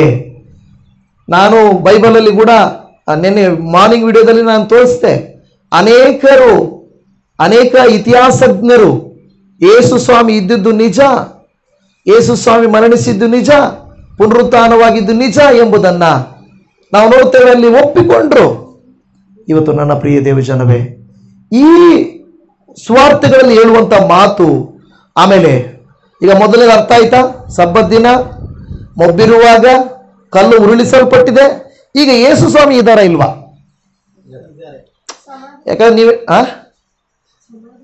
ಸಮಾಧಿಯಲ್ಲಿಲ್ಲ. ಈಗ ಹೇಳೋದೇನಂದ್ರೆ, ನೀವು ಹೇಳ್ಬೋದು ನೋಡಿಪ್ಪ, ಯೇಸು ಸಮಾಧಿನೂ ಹೌದ್ರಿ, ಸಮಾಧಿನೂ ಅಲ್ಲ ಐತಪ್ಪ, ಸಮಾಧಿನೂ ತೆಗೆದಾಕವ್ರಪ್ಪ. ಯೇಸು ಸ್ವಾಮಿ ನೀವು ಕಳ್ತನ ಮಾಡ್ಕೊಂಡು ಹೋಗಿರ್ಬೋದು, ಯೇಸು ಸ್ವಾಮಿ ಬದುಕಿದನಂತ ನೀವ್ ಹೆಂಗೆ ಹೇಳ್ತೀರಾ? ವಾಕ್ಯವನ್ನು ಓದೋಣ. ತುಂಬಾ ವಿಷಯಗಳು ಮಾತಾಡಕ್ಕಾಗೋದಿಲ್ಲ, ವಾಕ್ಯಗಳನ್ನು ಓದೋಣ. 13ನೇ ವಚನ, ಮತ್ತಾಯನ ಬರೆದ ಸುವಾರ್ತೆ 28ನೇ ಅಧ್ಯಾಯ 11ರಿಂದ ಓದ್ಕೊಡೋಣ. ಅವರು ಹೋಗುತ್ತಿರುವಾಗ ಕಾವಲುಗಾರರಲ್ಲಿ ಕೆಲವರು ಪಟ್ಟಣದೊಳಕ್ಕೆ ಬಂದು ನಡೆದ ಸಂಗತಿಗಳನ್ನೆಲ್ಲ, ಏನ್ ನಡೀತು ಸಂಗತಿಗಳಲ್ಲಿ, ಏನ್ ನಡೀತು? ಅದಕ್ಕಿಂತ ಮುಂಚೆ ಏನ್ ನಡೀತು? ಭೂಕಂಪ ಆಯ್ತು. ಸ್ಟಾರ್ಟಿಂಗ್ ಏನಾಯ್ತು? ಭೂಕಂಪ ಆಯ್ತು. ಅದ್ರದಂಗ ಆಯ್ತು.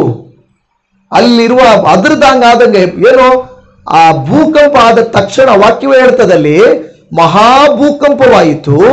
ಕರ್ತನ ದೂತನು ಆಕಾಶದಿಂದ ಇಳಿದು ಬಂದು ಆ ಕಲ್ಲನ್ನು ಬಾಗಿಲಿನಿಂದ ಉರುಳಿಸಿ ಅದರ ಮೇಲೆ ಕೂತುಕೊಂಡನು. ಅಷ್ಟೇ ದೇವದೂತ ಮಾಡಿದ್ದು. ಇದೇನು ದೇವದೂತನು ಯೇಸುಸ್ವಾಮಿ ಎತ್ತಡ್ ಕೂತ್ಕೊಂಡು ಹೋಗ್ಬಿಡ್ಲಿಲ್ಲ, ಏನು ಮಾಡಲಿಲ್ಲ. ಕಲ್ಲನ್ನ ತೆಗೆದ ಅಂದ್ರೆ ಅದರ ಅರ್ಥ ಏನು? ಯೇಸು ಸ್ವಾಮಿ ಪುನರುತ್ಥಾನರಾಗಿ ಎದ್ದು ಅದು ಸೆಕೆಂಡ್ ಕರೆಕ್ಟು. ಈತನ ಕಲ್ಲು ತೆಗೆದ್ರಿಂದ ಆತನ ಎದ್ದನು, ಆತನ ಎದ್ದ ಮೇಲೆ ಈತನ ಕಲ್ಲು ತೆಗೆದ್ನು? ನೋ. ಭೂಕಂಪ ಆಯ್ತು. ಯಾವಾಗ ಆತನು ಎದ್ದನೋ ಅದೇ ಸಮಯದಲ್ಲಿ ಕಲ್ಲು ತೆಗೆಯಲ್ಪಟ್ಟು, ಅದು ಕ್ಷಣ ಮಾತ್ರದಲ್ಲಿ. ಭೂಕಂಪ ಆಗ್ಬಿಟ್ಟು ನಮ್ಗೇನಾದ್ರೂ ವಾರ್ನಿಂಗ್ ಕೊಡುತ್ತಾ? ಕೆಲವು ವಾರ್ನಿಂಗ್ ಕೊಡ್ತಾರಲ್ಲ. ಮೊದಲು ನಾವಿದ್ದಾಗ ಏನ್ ಮಾಡ್ತಾ ಇದ್ವಿ ಅಂದ್ರೆ, ಕರೆಂಟ್ ಹೋಗ್ಬೇಕಾದ್ರೆ ಒಂದು ಸಣ್ಣ ಮಿಣುಕ್ ಅನ್ನೋದು. ಕೆಲವು ಹೇಳ್ಬಿಡೋರು ಇವಾಗ ಕರೆಂಟ್ ಹೋಗುತ್ತೆ ನೋಡು ಅಂತ. ಹೌದಾ? ಕೆಲವ್ರು ಗಮನಿಸಿರ್ಬೋದು. ಇವಾಗೆಲ್ಲ ಇಲ್ಲ, ಸ್ವಲ್ಪ ಸುಮ್ಮನೆ ಹಂಗೆ ಮಿಣುಕ್ ಅಂದಾಗ ಇವಾಗ ಕರೆಂಟ್ ಹೋಗುತ್ತೆ ನೋಡು, ಅದು ರೂಢಿ ಆಗ್ಬಿಟ್ಟಿರುತ್ತೆ. ಆಮೇಲೆ ಏನ್ ಮಾಡ್ತಾರೆ, ಕರೆಂಟ್ ಆಫೀಸರ್ 10 ಗಂಟೆಗೆ ತೆಗಿತಾರೆ ಫೇಸ್ ಚೇಂಜ್ ಮಾಡಕ್ಕೆ. ಸೊ ಅವಾಗ ನಮ್ಗೆ ಗೊತ್ತಾಗ್ತದೆ ಆ ತರ ಭೂಕಂಪ ಅಲ್ಲ. ಭೂಕಂಪ ಹಂಗೆ ಯಾವಾಗ ಬರುತ್ತೋ ನಮಗೆ ಗೊತ್ತಾಗಲ್ಲ. ಅದಿರ್ತು. ಅಲ್ಲಿರುವಂತವರೆಲ್ಲ ಏನಂದ್ರೆ ಕಲ್ಲು ಬಾಗಿಲಿನಿಂದ ಉರುಳಿಸಲ್ಪಟ್ಟಿತು. ಈಗ ಏನಂದ್ರೆ ಈ ವಿಷಯವನ್ನ ಹೋಗಿ ಮಹಾಯಾಜಕರಿಗೆ ತಿಳಿಸ್ತಾರೆ. ಯಾಕೆ ಮಹಾಯಾಜಕರಿಗೆ ತಿಳಿಸಿದ್ರು? ಯಾಕೆ ಮಹಾಯಾಜಕರಿಗೆ ತಿಳಿಸಿದ್ರು ಗೊತ್ತಾ? ಮಹಾಯಾಜಕರೇ ಅವ್ರನ್ನಲ್ಲಿ ಇಟ್ಟಿದ್ದು. ಪಿಲಾತನ ಹತ್ರ ಹೋಗಿ ಕೇಳಿದಾಗ ಪಿಲಾತನು, ಸರಿ ನನಗೂ ಅದಕ್ಕೆ ಸಂಬಂಧ ಇಲ್ಲ, ನೀವೇ ಇವ್ರನ್ನ ಕರ್ಕೊಂಡೋಗಿ ಭದ್ರ ಮಾಡ್ರಿ ಅಂತ ಹೇಳ್ತಾರೆ. ಅದು ಇದೆ ಎಲ್ಲಿ ವಾಕ್ಯ ಅಂತ ನನಗೆ ಗೊತ್ತಿಲ್ಲ. 64ನೇ ವಚನ ಹೋದ್ರೆ, ಮತ್ತಾಯ 27:64. ಆದ ಕಾರಣ 3ನೇ ದಿನದ ತನಕ ಸಮಾಧಿಯನ್ನು ಭದ್ರ ಮಾಡಿ ಕಾಯುವುದಕ್ಕೆ ಅಪ್ಪಣೆ ಕೊಡಬೇಕು. ಇಲ್ಲದಿದ್ದರೆ ಅವನ ಶಿಷ್ಯರು ಬಂದು ಅವನನ್ನು ಕದ್ದುಕೊಂಡು ಹೋಗಿ ಸತ್ತವನು ಬದುಕಿ ಬಂದಿದ್ದಾನೆ ಎಂದು ಹೇಳಾರು. ಆಗ ಹೇಳಿದ್ರು, ನಾನು ಓದ್ತೇನೆ. ಆಗ ಮೊದಲನೆಯ ಮೋಸಕ್ಕಿಂತ ಕಡೆಯ ಮೋಸವು ಕೇಡಾದೀತು ಅಂದರು. ಪಿಲಾತನು ಅವರಿಗೆ ಹೇಳ್ತಾ ಇದ್ದಾನೆ, ಕಾವಲುಗಾರರನ್ನ ತಕೊಳ್ಳಿ, ಹೋಗಿ ನಿಮಗೆ ತಿಳಿದ ಹಾಗೆ ಭದ್ರ ಮಾಡ್ರಿ, ನಿಮಗೆ ತಿಳಿದ ಹಾಗೆ ಭದ್ರ ಮಾಡಿ ಕಾಯಿರಿ ಎಂದು ಹೇಳಲಾಗಿ ಅವರು ಹೊರಟು ಕಾವಲುಗಾರರೊಂದಿಗೆ ಆ ಕಲ್ಲಿಗೆ ಮುದ್ರೆ ಹಾಕಿ ಸಮಾಧಿಯನ್ನ ಭದ್ರ ಮಾಡಿದ್ರು. ಇವಾಗ ಇವರು ಸೈನಿಕರೆಲ್ಲ ಹೋಗಿ ಪಿಲಾತನ ಹತ್ರ ಹೇಳಕ್ಕಾಗಲ್ಲ, ಇವರು ಮಹಾಯಾಜಕರ ಹತ್ರ ಹೋಗಿ ಹೇಳ್ತಾ ಇದ್ದಾರೆ. ಅವರು ಆ ಮಹಾಯಾಜಕರಿಗೆ ತಿಳಿಸಿದರು. 28ನೇ ಅಧ್ಯಾಯ ಮತ್ತಾಯ 12ನೇ ವಚನದಲ್ಲಿ ಇವರು ಹಿರಿಯರ ಸಂಗಡ ಕೂಡಿಕೊಂಡು ಆಲೋಚನೆ ಮಾಡಿ ಏನ್ ಮಾಡ್ತಾ ಇದ್ದಾರೆ? ಅವ್ರು ಮಾತ್ರ ಅಲ್ಲ, ಈ ಮಹಾಯಾಜಕರು ಹಿರಿಯರನ್ನ ಕೂಡಿಸಿ ಆಲೋಚನೆ ಮಾಡಿ ಆ ಸಿಪಾಯಿಗಳಿಗೆ ಬಹಳ ಹಣ ಕೊಟ್ಟು, ಅವನ ಶಿಷ್ಯರು ರಾತ್ರಿಯಲ್ಲಿ ಬಂದು ನಾವು ನಿದ್ದೆ ಮಾಡುತ್ತಿರುವಾಗ ಅವನನ್ನು ಕದ್ದುಕೊಂಡು ಹೋದರು ಎಂದು ಹೇಳಿರಿ. ಈ ಸುದ್ದಿ ದೇಶಾಧಿಪತಿಯ ಕಿವಿಗೆ ಬಿದ್ದರೆ ನಾವು ಅವನನ್ನು ಸಮಾಧಾನಪಡಿಸಿ ನಿಮಗೆ ಭಯವಿಲ್ಲದ ಹಾಗೆ ಮಾಡುತ್ತೇವೆ ಅಂದರು. ಒಂದು ವೇಳೆ ಅವ್ರಿಗೆ ಗೊತ್ತಾದ್ರೆ ನೀವು ಚಿಂತೆ ಮಾಡಬೇಡ್ರಿ, ಆದ್ರೆ ದುಡ್ಡು ತಗೊಳ್ರಿ. ಆದ್ರೆ ಯಾರಾದ್ರೂ ಕೇಳಿದ್ರೆ ನೀವೇನ್ ಹೇಳ್ರಿ, ನಾವು ಮಲಗಿದ್ದಾಗ ಅವ್ರ ಶಿಷ್ಯರು ಬಂದು ನಮ್ಮನ್ನು ಹೊಡೆದು ಬಿಟ್ಟು ಯೇಸುವಿನ ಶವನ ಎತ್ಕೊಂಡು ಹೊರಟೋದ್ರು ಅಂತ ಹೇಳ್ರಿ ಅಂತ ಸುಳ್ಳು ಹೇಳಿಸ್ತಾ ಇದ್ದಾರೆ. ಅರ್ಥ ಆಗ್ತಾ ಇದೆಯಾ? ನೋಡಿ, ಇಲ್ಲಿ ನಡೆಯುತ್ತಿರುವ ಘಟನೆ ಯೇಸು ಸ್ವಾಮಿ ಪುನರುತ್ಥಾನ ಆಗಿರುವುದಕ್ಕೆ ಸುಳ್ಳು ಕತೆ ಕಟ್ಟಿ ಆವತ್ತೇ ಇದು ಲಂಚ ಕೊಟ್ಟು ಮೋಸ ಮಾಡಿ ಸುಳ್ಳು ಹೇಳಿಸಿದ್ರೆ, ಈ ದಿನಗಳಲ್ಲಿ ಯೇಸುವಿನ ಮೇಲೆ ಅನೇಕ ಅಪಚಾರಗಳನ್ನು ಹಾಕುವುದು, ಸುಳ್ಳು ಇದು ಮಾಡೋದು ಎಲ್ಲ ತುಂಬಾ ದೊಡ್ಡ ವಿಷಯ ಅಲ್ಲವೇ ಅಲ್ಲ. ಆದರೆ ಒಂದು ವಿಷಯ, ಯೇಸು ಸ್ವಾಮಿ ಆತನು ಏನಾದನು, ಎದ್ದನು ಎಂದು ನಾವು ನೋಡುತ್ತೇವೆ. ಹಾಲೆಲೂಯಾ. ನೋಡ್ತೇವೆ ಮತ್ತಾಯನು ಬರೆದ ಸುವಾರ್ತೆ 28:17 ಅಲ್ಲಿ ಆತನನ್ನ ಕಂಡು ಆತನಿಗೆ ಅಡ್ಡ ಬಿದ್ದರು, ಆದರೆ ಕೆಲವರು ಸಂದೇಹ ಪಟ್ಟರು. ಕೆಲವರು ಏನ್ ಮಾಡಿದ್ರು? ಸಂದೇಹ ಪಟ್ಟರು.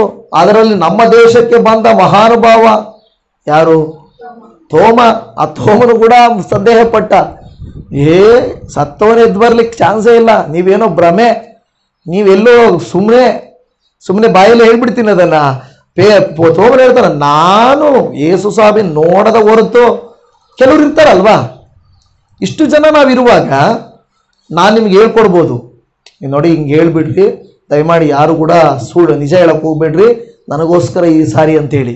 ಪೊಲೀಸವ್ರು ಹಾಕಿ ನಿಮ್ಮನ್ನು ಒಬ್ಬೊಬ್ಬರನ್ನ ರುಬ್ಬಿದಾಗ ಪಾಸ್ಟ್ರು ಹೋದ್ರೆ ಹೋಗ್ಲಿ, ನನಗೇನಾಗಬೇಕಾಗೈತೆ ಸಾರ್? ಇಲ್ಲ ಸಾರ್, ಪಾಸ್ಟಿಂಗ್ ಹೇಳಂದ್ರು ನಾನು ಹೇಳಿದ್ದೀನಿ ಸಾರ್ ಅಂತ ಹೇಳ್ಬಿಡ್ತಾರಲ್ವಾ? ಹೇಳ್ತಾರ ಇಲ್ವಾ? ನಿಜ, ಒಬ್ಬರು ಇಬ್ರು ಹಂಗೆ ಅನ್ಬೋದು, ಹಾಕಿ ರುಬ್ಬಿದಾಗ ಗೊತ್ತಾಗ್ತದೆ. ಸುಳ್ಳನ್ನು ನಾನು ಯಾಕೆ ಹೇಳ್ಬೇಕು? ಇಲ್ಲ ಸರ್ ಪಾಸ್ಟಿಂಗ್ ಹೇಳ್ಕೊಟ್ರು, ಪಾಸ್ಟಿಂಗ್ ಅನ್ರಿ ಅಂದ್ರು ಅಂತೇಳಿ. ಹಾಗಾದ್ರೆ ಯೇಸು ಸ್ವಾಮಿಯನ್ನ ಆತನು ಬದುಕಿದ್ದಾನೆ ಅಂತ ಹೇಳ್ರಿ ಅಂತ ಎಲ್ಲ ಶಿಷ್ಯರಿಗೆ ಹೇಳ್ಕೊಟ್ಟ ಮೇಲೆ ಸಾಯಿಸಕ್ ಬಂದಾಗ ಅವರು ನಿಜ ಹೇಳ್ತಾರ ಸುಳ್ಳು ಹೇಳ್ತಾರ? ಸುಳ್ಳು ಹೇಳಲ್ಲ, ನಿಜ ಹೇಳ್ತಾರೆ ಅವರು. ಅಂದ್ರೆ ನೋಡಿ, ಅಲ್ಲಿ ಗಮನಿಸ್ರಿ, ಯೇಸು ಬದುಕಿದ್ದದ್ದು ನೋಡಿದ್ರೆ, ನಾನು ನೋಡಿದ ಮೇಲೆ ತೋಮನು ಸಾಯೋದಕ್ಕೂ ರೆಡಿ ಆದ. ಎಲ್ಲ ಯೇಸುವಿನ ಶಿಷ್ಯರು ಏನಾದ್ರು? ಹತಸಾಕ್ಷಿಗಳಾದ್ರು. ಸತ್ತು ಹೋಗಿರುವ ಯೇಸು ಸ್ವಾಮಿಗೋಸ್ಕರ ಪ್ರಾಣ ಕೊಡಕ್ಕೆ, ಯೇಸುವನ್ನ ಬಿಟ್ಟು ಹಿಡಿದಾಗಲೇ ಓಡಿ ಹೋದವರು ಪ್ರಾಣ ಕೊಡ್ತಾರ? ನೀವೇ ಹೇಳಿ. ಯೇಸು ಸ್ವಾಮಿ ಹಿಡಿದಿದ್ದಕ್ಕೆ ಬಿಟ್ಟು ಓಡೋದ ಶಿಷ್ಯರು ಯೇಸು ಸ್ವಾಮಿಗೋಸ್ಕರ ಪ್ರಾಣ ಕೊಡ್ತಾರ? ಅದು ಸತ್ಯ ಆಗಿದ್ರೆ ತಾನೇ ಮಾತ್ರ ಪ್ರಾಣ ಕೊಡೋದು. ಯೇಸು ಸ್ವಾಮಿ ಎದ್ರು, ಅವರಿಗೆ ಕಾಣಿಸಿಕೊಂಡ್ರು, 40 ದಿವಸ ಅವರೊಟ್ಟಿಗಿದ್ರು, ಅವರನ್ನ ಬಲಪಡಿಸಿದ್ರು. 500ಕ್ಕೂ ಹೆಚ್ಚು ಜನರು 40 ದಿವಸಗಳಿಗೆ ಹೆಚ್ಚು ದಿನಗಳು ಕಾಣಿಸಿಕೊಂಡದ್ದರಿಂದ ಅವ್ರಿಗೊಂದು ಧೈರ್ಯ ಬಂತು. ಯೇಸುವೆ, ತೋಮನ್ ಹೇಳ್ತಾನಲ್ಲ, ದೇವರೇ, ಕರ್ತನೇ, ನನ್ನ ದೇವರೇ, ನೀನು ನಿಜನಪ್ಪ ಅಂತ ಹೇಳಿ ಆತನ ಪಕ್ಕೆಗಳಲ್ಲಿ ಕೈ ಹಾಕಿ ನೋಡಿ, ನೀನು ನನ್ನ ದೇವರೇ, ನನ್ನ ಕರ್ತನೆ ಅಂತ ಒಪ್ಪಿಕೊಡುತ್ತಾನೆ. ಇಲ್ಲದೆ ಹೋದರೆ ಅನುಮಾನಸ್ಥ ತೋಮನು ಪ್ರಾಣ ಕೊಡ್ತಾನ? ಗಲಿಬಿಲಿಗೊಂಡ ಪೇತ್ರನು ಪ್ರಾಣ ಕೊಡ್ತಾನ? ಇಲ್ಲ ಯೇಸುವಿನ ಶಿಷ್ಯರುಗಳು ಸುಮ್ಮನೆ ಯಾರಾದರೂ ಪ್ರಾಣ ಕೊಡ್ತಾರಾ? ಹೇಳಿ, ನೀವೇ ಹೇಳಿ. ಈಗ ನಾನು ಹೇಳ್ಕೊಟ್ಟಿದ್ದು ಸ್ವಲ್ಪ ಹಿಂಗೆ ಹೇಳ್ರಿ ಅಂತ ಹೇಳಿದಕ್ಕೆ ಪೊಲೀಸರು 4 ಏಟ್ ಕೊಡ್ತಾನೆ. ಪಾಸ್ಟ್ ಎಲ್ಲಾದ್ರೂ ಹೋಗ್ಲಿ, ನನಗೇನಾಗಬೇಕಾಗೈತೆ? ನಾನು ಏಟ್ ತಿನ್ನೋದು ಯಾಕಪ್ಪ? ಅವ್ರಿಗೋಸ್ಕರ ಅಂದ್ಬಿಡ್ತೀವಿ ತಾನೆ. ಹಂಗಿರೋ ಪ್ರಾಣ ಕೊಡ್ಬೇಕಾದ್ರೆ ಹೆಂಗ್ ಬರುತ್ತೆ? ಅದು ಸತ್ಯ ಆಗಿದ್ರೆ ಮಾತ್ರನೇ ಪ್ರಾಣ ಕೊಡ್ಲಿಕ್ಕೆ ಸಾಧ್ಯ ಆಗ್ತದೆ. ಯೇಸು ಸ್ವಾಮಿ ದೇವರ ವಾಕ್ಯದಲ್ಲಿ ಹೇಳ್ತದೆ, ಮರಿಯಳಿಗೆ ಕಾಣಿಸ್ಕೊಂಡ್ರು, ಶಿಷ್ಯರಿಗೆ ಕಾಣಿಸ್ಕೊಂಡ್ರು, ಎಲ್ಲರೂ ಇದ್ದಾಗ ಕಾಣಿಸ್ಕೊಂಡ್ರು. ತೋಮನು ಇಲ್ಲದೆ ಇದ್ದಾಗ ಬಂದನು, ತೋಮನು ಇದ್ದಾಗ ಒಂದ್ಸಾರಿ ಬಂದನು.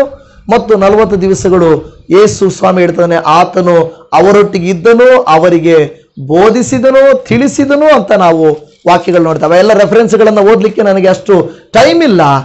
ಆದರೆ ನಾವು ನೋಡುವಂಥ ವಿಚಾರ ಏನಂದ್ರೆ, ಈ ಬೆರಗಾಗಬೇಡಿರಿ, ಮಾರ್ಕ 16:6 ಹೇಳುತ್ತದೆ, ಬೆರಗಾಗಬೇಡಿರಿ. ಶಿಲುಬೆಗೆ ಹಾಕಲ್ಪಟ್ಟಿದ್ದ ನಜರೇತಿನ ಯೇಸುವನ್ನ ಹುಡುಕುತ್ತೀರಲ್ಲವೇ, ಆತನು ಜೀವಿತನಾಗಿ ಎದ್ದಿದ್ದಾನೆ. ಇಲ್ಲಿ ಇಲ್ಲ, ಆತನನ್ನು ಇಟ್ಟಿದ್ದ ಸ್ಥಳವು ಇದೆ, ನೋಡಿರಿ.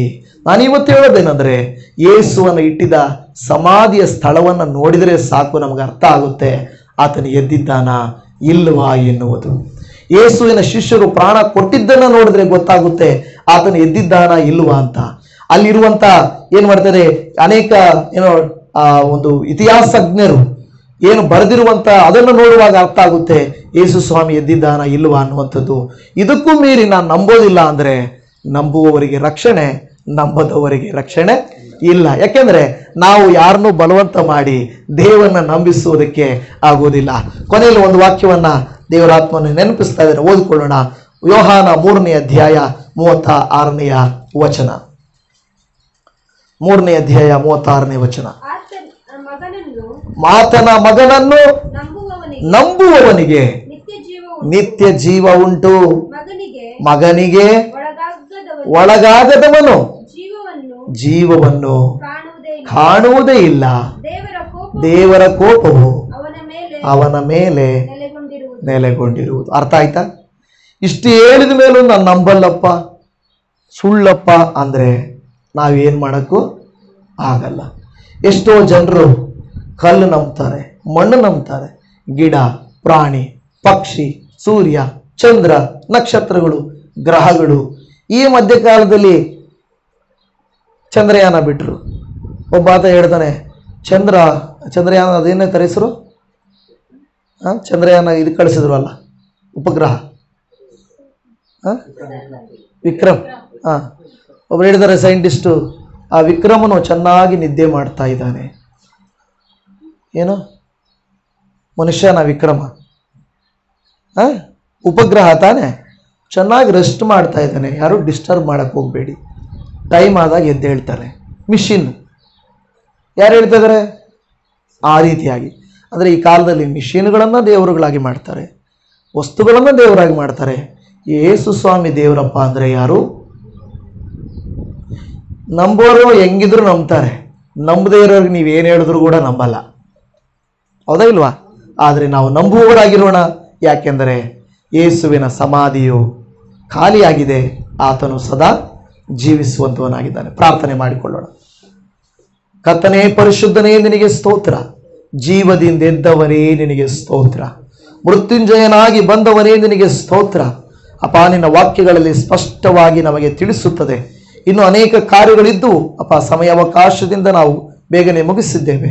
ಕರ್ತನೇ, ನಾವು ನಂಬುತ್ತೇವೆ ದೇವರೇ. ಸಮಾಧಿಗೆ ಮುಚ್ಚಿದ ಕಲ್ಲನ್ನು ನೋಡಿದಾಗ, ಅದು ಉರುಳಿ ಹೋಗಿದ್ದನ್ನು ನೋಡುವಾಗ, ನೀನು ಎದ್ದಿದ್ದು, ಶಿಷ್ಯರಿಗೆ ಕಾಣಿಸಿದ್ದು, ವಾಗ್ದಾನ ಮಾಡಿದ್ದು, ಮತ್ತೆ ಪರಲೋಕಕ್ಕೆ ಆರೋಹಣವಾಗಿ ಮತ್ತೆ ಹಿಂತಿರುಗಿ ಬರುತ್ತೇನೆ, ಸಿದ್ಧವಾಗಿರ್ರಿ, ನಂಬಿದವರನ್ನ ಕರ್ಕೊಂಡು ಹೋಗ್ತೇನೆ, ನಂಬದವರು ಕೈ ಬಿಡಲ್ಪಡುತ್ತಾರೆ ಎಂದು ಹೇಳುತ್ತಾ ಇದೆ. ಅಪ್ಪ, ನಾವು ನಂಬುತ್ತೇವೆ, ನೀವು ಖಂಡಿತ ನಮಗಾಗಿ ಹಿಂತಿರುಗಿ ಬರುತ್ತೀರಿ, ನಮ್ಮನ್ನು ಕರ್ಕೊಂಡು ಹೋಗ್ತೀರಿ. ಅಪ್ಪ, ನಿನ್ನ ದೇವರೇ, ಈ ಒಂದು ಪುನರುತ್ಥಾನವು ನಮ್ಮ ಜೀವಿತಗಳಲ್ಲಿ ಅದು ಉಂಟಾಗಲಿ. ನಾವು ಕರ್ತನೇ ನಿಮ್ಮನ್ನು ಆರಾಧಿಸುವಂತೆ, ನಿಮ್ಮನ್ನು ನಂಬುವಂತೆ ಅನೇಕರು ಅನೇಕ ಅಪಾರ್ಥಗಳನ್ನು ತಂದಾಕಿ ಸಂಶಯಗಳನ್ನು ಹುಟ್ಟಿಸಿದಾಗಲೂ ನಮ್ಮ ವಿಶ್ವಾಸವು ಕದಲದೇ ಇರಲಿ. ನೀನು ಸತ್ಯ ದೇವರು, ನಿತ್ಯ ಜೀವವೂ ಆಗಿದ್ದಿ. ಕರುಣಿಸು, ಕಾಪಾಡು. ಯೇಸುವಿನ ನಾಮದಲ್ಲಿ ಪ್ರಾರ್ಥಿಸುತ್ತೇವೆ ತಂದೆಯೇ.